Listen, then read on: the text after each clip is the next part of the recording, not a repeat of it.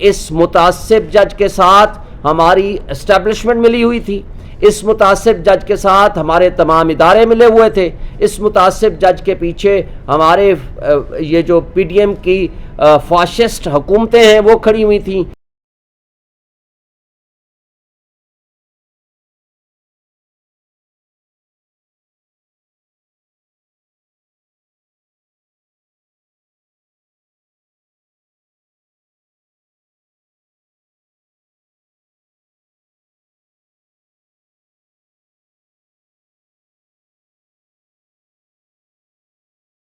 بسم اللہ الرحمن الرحیم۔ دیکھیں، آج کا جو فیصلہ ہے ہم سمجھتے ہیں کہ جیسے پرانا ایک صدیوں پرانا قانون کا اصول ہے کہ انصاف نہ صرف ہو، انصاف بلکہ ہوتا ہوا نظر آنا چاہیے۔ آج اس کے برعکس یہ سچویشن ہو گئی ہے، نا انصافی یا انصاف کا قتل نہ صرف ہو رہا ہے بلکہ سب کے سامنے انصاف کا قتل ہوتا ہوا نظر آ رہا ہے۔ سب سے پہلا تو انصاف کا قتل آپ دیکھیں کہ ایک متعصب جج ہمایوں دلاور نے آج جو فیصلہ سنایا ہے کل کے اسلام آباد ہائی کورٹ کے فیصلے کے بعد کہ وہ دونوں پارٹیز کو سن کے دوبارہ فیصلہ کریں گے، جس میں سب سے پہلا اصول تھا کہ کیا یہ کیس قابل سماعت ہے بھی نہیں یا نہیں۔ لیکن سب سے پہلا سوال تو یہ ہے کہ اسلام آباد ہائی کورٹ کے چیف جسٹس صاحب نے جو فیصلہ دیا وہ کیا آئین اور قانون کے مطابق تھا؟ وہ بھی غلط تھا، جس کو ہم نے آج چیلنج کر دیا ہے۔ جو شخص پہلے ہی اپنا مائنڈ ڈسکلوز کر چکا ہو اور 2 دفعہ فیصلہ کر چکا ہو، اور اس نے آج بھی اپنے فیصلے میں کہا ہے کہ 2 دفعہ جو میں قابل سماعت ہونے پہ فیصلہ دے چکا ہوں میں اسی پر رائے کرتا ہوں، یعنی ایک لائن کے اندر اس کے اوپر فیصلہ سنا دیا، تو کیا جسٹس عامر فاروق صاحب کو یہ کیس واپس ہمایوں دلاور کے پاس بھیجنا چاہیے تھا؟ بالکل نہیں۔ دوسری بات، انہوں نے آج جو فیصلہ سنایا ہے اس کے اندر ہمارا موقف سنے بغیر one sided and ex party decision دے دیا۔ پھر اس ایکس پارٹی ڈیسیژن کے اندر جو کہ وہ پابند تھا کہ کورٹ ٹائمنگز کے اندر ہماری بحث سنتا اور بحث سننے کے بعد جو وہ فیصلہ کرتا، لیکن ہم نے آج اس کے خلاف ٹرانسفر اپلیکیشن بھی جمع کرا دی اور عامر فاروق صاحب کی ججمنٹ کے خلاف بھی سپریم کورٹ میں فائل جمع کرا دی۔ اس سے پہلے کہ ہم اپنے آرگومنٹس کا سٹارٹ کریں اس نے فیصلہ ہی سنا دیا، اور اپنے لکھے ہوئے فیصلے پہ ابھی سائن نہیں ہوئے تھے، اس کا زبانی فیصلہ صرف آیا تھا۔ تو ہمیں یہ بتائیں کہ یہ برقرفتاری کیسے ہو گئی کہ اسلام آباد پولیس لاہور بھی پہنچ گئی؟ اس کا مطلب ہے ان کو پہلے سے پتا تھا، اور اگر وہ نہیں پہنچی، جو کہ بظاہر لگتا ہے کہ وہ پہنچ چکی تھی، اگر وہ نہیں پہنچی تھی تو کس طریقے سے انہوں نے وہاں 5 منٹ کے اندر ان کی زمان پارک کے دروازے توڑ کے ان کی گرفتاری کر لی؟ اور یہ گرفتاری 5 منٹ کے اندر ثابت اور ظاہر کرتی ہے کہ اس کا مطلب میچ فکس تھا اور مینیج تھا، اس لیے کہ زبانی حکم پہ کبھی بھی کسی کی گرفتاری نہیں ہوا کرتی۔ جب آرڈر نہیں لکھا گیا، جب وہ وارنٹ آف ارسٹ جاری نہیں ہوئے، آئی جی یا اس کا نمائندے کو یہ نہیں بتایا گیا، وہ یہاں سے لے کر کے لاہور نہیں پہنچا، اس سے پہلے گرفتاری کیسے ممکن ہے؟ پھر آج آپ نے دیکھا کہ خواجہ حارث جو ہمارے لیڈ کونسل ہیں، ان کے منشی کو صبح سویرے نامعلوم لوگوں نے ہائی کورٹ کے اندر سے اٹھا لیا اور ان کو عدالت سے باہر لے کے ان کو کہا کہ آج کے بعد آج کسی صورت کوئی پٹیشن اور فائل جمع نہیں ہونی چاہیے۔ پھر میں نے اپنے منشی کو بھیجا کہ وہ جا کر اس کی مدد کرے، پھر اس کو بھی اٹھا لیا، جس کو کچھ دیر بعد چھوڑ دیا دونوں کو۔ پھر مجھے خود جانا پڑا وہ فائل جا کر جمع کرانے کے لیے، کسی اور ذریعے سے، وکلاء صاحبان کے ذریعے سے میں نے وہ ٹریس کرائی فائل۔ تو مجھے یہ بتائیں یہ کیسا نظام انصاف ہے؟ کیا اس نظام انصاف کو ہم کہہ سکتے ہیں کہ ہمارے ملک میں آئین ہے، ہمارے ملک میں قانون ہے، ہمارے ملک میں انڈکلیئرڈ مارشل لاء نہیں ہے؟ آج پی ٹی آئی کے G8 کے دفتر کے اندر صبح سویرے ویگو ڈالے پہنچ جاتے ہیں۔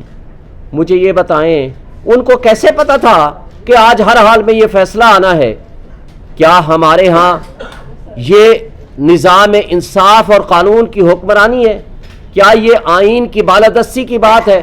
جو آج کی فاشسٹ حکومت، یہ جو پیپلز پارٹی اور مسلم لیگ نون اور JUIF جو آئین کی منا رہے تھے گولڈن جوبلی، ان کو چاہیے آئین کی برسی منائیں، اس لیے کہ آئین کو آپ نے معطل کر دیا۔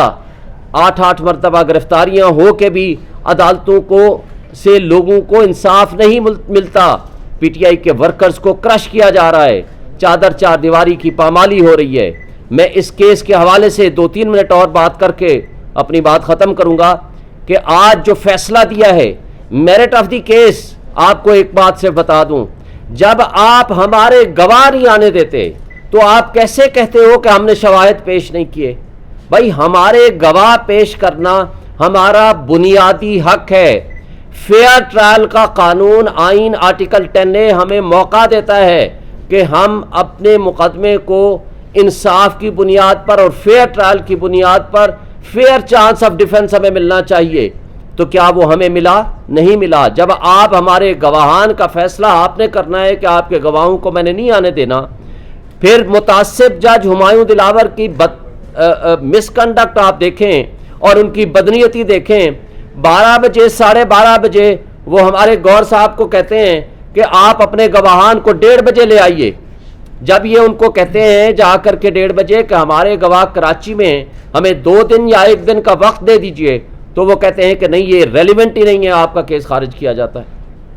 اسی طرح انہوں نے ہمارے کئی سینئر وکلاء کے جو اس کیس کو ریپرزینٹ کر رہے ہیں، جس میں خواجہ حارث صاحب ہمارے لیڈ کونسل ہیں، جب انہوں نے اپلیکیشن دی گوہر صاحب سمیت ان کے خلاف آبزرویشن دے دی۔ کیا ہم آج کے آرڈر میں بھی یہ لکھ دیا، کیا ہم قانون اور آئین کی پاسداری چاہتے ہیں؟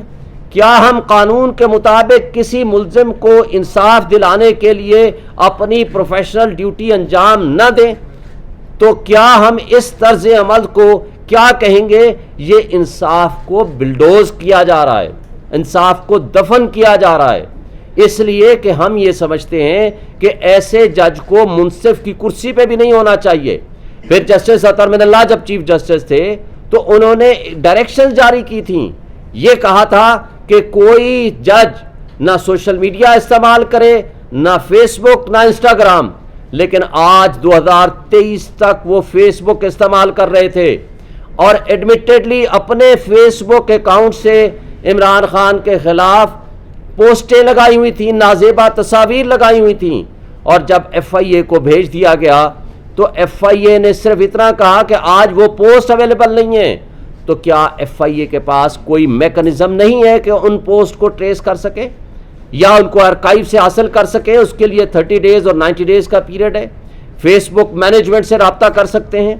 اور جسٹس عامر فاروق صاحب نے کل کے اپنے فیصلے میں یہ لکھا کہ جناب اس میں FIA انکوائری کرے۔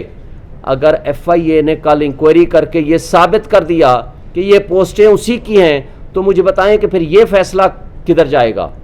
پھر کل کے فیصلے میں عامر فاروق صاحب نے یہ بھی فیصلہ کر دیا کہ آپ کا حق بنتا ہے اپنے حق میں گواہ پیش کریں، حق کے دفاع کسی کا ختم نہیں ہو سکتا۔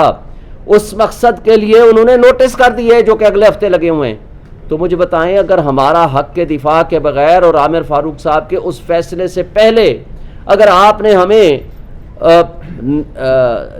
فیصلہ سنا دیا اور ہمیں سزا دے دی تو اس پھر حق کے دفاع کا کیا بنے گا؟ پھر آج بدقسمتی کی بات ہے جس نے قانون قاعدے کے مطابق گاڑیاں نہیں لیں، جو جرم کیا، وہ ہیں نواز شریف صاحب، وہ ہیں آصف علی زرداری، وہ ہیں یوسف رضا گیلانی، وہ ہیں مریم نواز۔ یہ جرم ہے جن کے خلاف ریفرنسز بنے لیکن نیب لا کی ترمیم کے بعد وہ واپس ہو گئے۔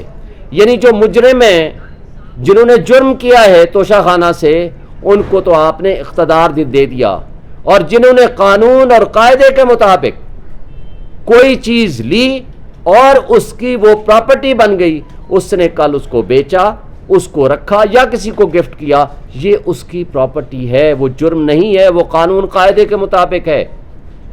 اور ایک بات اور کہ یہ جو آج الزام لگا ہے جس کے اوپر سزا ہوئی ہے، یہ صرف یہ الزام ہے کہ آپ نے ٹیکس اتھارٹیز کے پاس تو جو لائبلٹیز اور جو ایکسپنسز اور جو آپ کے ایسٹس ہیں وہ تو آپ نے ڈکلیئر کر دیے، لیکن الیکشن کمیشن میں آپ نے وہ پیسے تو ٹھیک لکھے لیکن آگے لفظ توشہ خانہ نہیں لکھا، اس کی تفصیل نہیں لکھی کہ اس میں یہ چیز موجود ہے۔ بات یہ ہے کہ وہاں وہ خانہ ہی نہیں ہوتا، کیونکہ یہ فرق ہے، ٹیکس اتھارٹیز کے پاس آپ نے لائبلٹیز آپ نے انکم کہاں سے پیسے آئے اور کہاں خرچ ہوئے سب کچھ آپ نے بتانا ہوتا ہے، یہاں آپ نے ٹوٹل ایسٹس جو اس فائنانشل ایئر میں آپ کے پاس موویبل اینڈ اموویبل ہوتے ہیں آپ نے وہ بتانے ہوتے ہیں، اور لہٰذا ان کو ہم نے بتا دیا۔ تو یہ ہے ٹوٹل کیس، لیکن اس کیس کو پچھلے 1.5 سال سے جس طرح پولیٹیکل وکٹمائزیشن کے لیے استعمال کیا جا رہا ہے یہ سب آپ کے سامنے ہے، ہماری قوم کے سامنے ہے۔ ہم بجا طور پر سمجھتے ہیں